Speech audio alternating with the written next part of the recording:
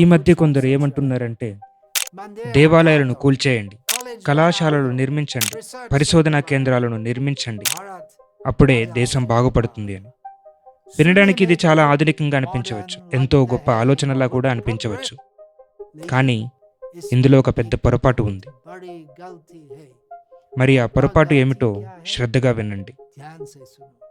ముందు ఒక మాట చెప్పండి, అసలు కళాశాలలు నిర్మించడానికి దేవాలయాలను కూల్చివేయవలసిన అవసరం ఏమిటి? పరిశోధనా కేంద్రాలు కట్టాలంటే ధర్మాన్ని పక్కన పెట్టవలసిన అవసరం ఏమిటి? జ్ఞానం, ధర్మం ఈ రెండు ఒకదానికోటి శత్రువులా? కాదు. భారతీయ సంప్రదాయంలో దేవాలయం అంటే కేవలం పూజలు చేసే ప్రదేశం మాత్రమే కాదు, అది ఒక విద్యా కేంద్రం, మన సంస్కృతికి ఆధారం, వ్యక్తిత్వ నిర్మాణానికి పునాది. ఇదే ఇతిహాసం, ఇదే సత్యం.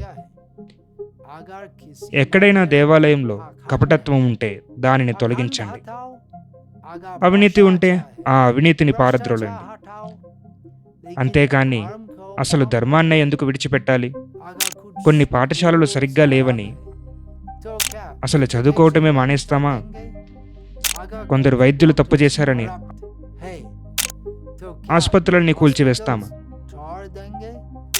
కొందరు శాస్త్రవేత్తలు వినాశకరమైన ఆయుధాలు తయారు చేశారని అసలు సైన్సే ఒక మోసమని అంటామా? అనలేం కదా. మరి అలాంటప్పుడు ఎక్కడో జరిగే తప్పులను చూపిస్తూ ఏకంగా దేవాలయాలనే కూల్చివేయాలని ఎందుకు అనుకుంటారు? ఇక్కడ అసలు సమస్య దేవాలయం కాదు, ధర్మం లోపించిన ఆలోచన. గ్రంథాలయం మనకు కేవలం సమాచారాన్ని ఇస్తుంది, పరిశోధనా కేంద్రం సాంకేతికతనిస్తుంది. కానీ మనిషి లోపల అత్యాశ, అహంకారం, హింస వంటి ప్రవృత్తులు ఉంటే అదే సాంకేతికత మహావినాశనానికి దారితీస్తుంది. సైన్స్ మనకు మందులను ఇచ్చింది, అలాగే ప్రాణాలు తీసే అణుబాంబులను కూడా ఇచ్చింది. చదువు బతకడానికి ఉపాధిని ఇచ్చింది, కానీ మనిషికి ఉత్తమ వ్యక్తిత్వాన్ని ఇవ్వలేకపోయింది. అందుకే కదా ప్రస్తుత కాలంలో విద్యావంతులైన నేరస్తులు తయారవుతున్నారు. కాబట్టి భారతదేశానికి ఇప్పుడు కావాల్సింది కేవలం అపారమైన మేధస్సు కాదు, స్వచ్ఛమైన మనస్సు. ఈ స్వచ్ఛత కేవలం సమాచారం వల్ల రాదు. నిజమైన ధర్మం, సాధన, భగవంతునితో ముడిపడిన జీవన విధానం వల్ల మాత్రమే ఆ స్వచ్ఛమైన హృదయం వస్తుంది. మన శాస్త్రాలు ఏమి చెబుతున్నాయంటే విద్యా దదాతి వినయం అని. అంటే నిజమైన జ్ఞానం మనిషిని అనుకువ కలవాడిగా మారుస్తుంది. ఒకవేళ అదే జ్ఞానం మీలో అహంకారాన్ని పెంచితే అది నిస్సందేహంగా అజ్ఞానమే అవుతుంది. అదేవిధంగా ధర్మం కపటాన్ని పెంచితే అది అధర్మమే అవుతుంది.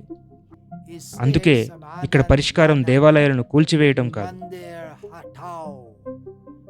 దీనికి పరిష్కారం వాటిని నిజమైన ఆధ్యాత్మిక విద్యా కేంద్రాలుగా మార్చడం. భగవద్గీతను బోధిస్తూ, గొప్ప వ్యక్తిత్వాన్ని నిర్మిస్తూ, భగవంతుని జ్ఞానాన్ని పంచుతూ, సమాజానికి సేవాభావాన్ని, సంస్కారాన్ని నేర్పేలా మన దేవాలయాలను తీర్చిదిద్దాలి. భారతదేశ భవిష్యత్తు ఎప్పుడు మారుతుందంటే ఎప్పుడైతే దేవాలయాల్లో కేవలం పూజలు మాత్రమే కాకుండా భగవద్గీతను బోధిస్తారో అప్పుడే ఈ దేశ భవిష్యత్తు మారుతుంది. కళాశాలలో కేవలం సమాచారమే కాదు, దానికి ఆధ్యాత్మిక జ్ఞానం కూడా తోడవ్వాలి. పరిశోధనా కేంద్రాల్లో కేవలం కొత్త కొత్త ఆవిష్కరణలు మాత్రమే కాదు, సమాజం పట్ల బాధ్యత కూడా ఉండాలి. అప్పుడే నిజమైన మార్పు సాధ్యమవుతుంది. భగవంతుడిని పక్కన పెట్టి మనిషి సాంకేతికంగా ఎంత ఎదిగినా ఎప్పటికీ నిజమైన సంస్కారవంతుడు కాలేడు. ఇది సత్యం, కఠోరమైన సత్యం. అందుకే చెబుతున్నాను, దేవాలయాలను తొలగించాల్సిన అవసరం లేదు. వాటిని పవిత్రంగా ఉంచుదాం. వాటిని అసలైన ఆధ్యాత్మిక విద్యా కేంద్రాలు మారుద్దాం. మనిషి హృదయం నుండి ఆ భగవంతుడిని మాత్రం దూరం చేయకండి. ఎందుకంటే జ్ఞానం, విజ్ఞానం, భక్తి ఈ మూడు ఆ శ్రీకృష్ణుడి కేంద్రంగా సాగినప్పుడే మన భారతదేశం నిజంగా మారుతుంది. హరే కృష్ణ.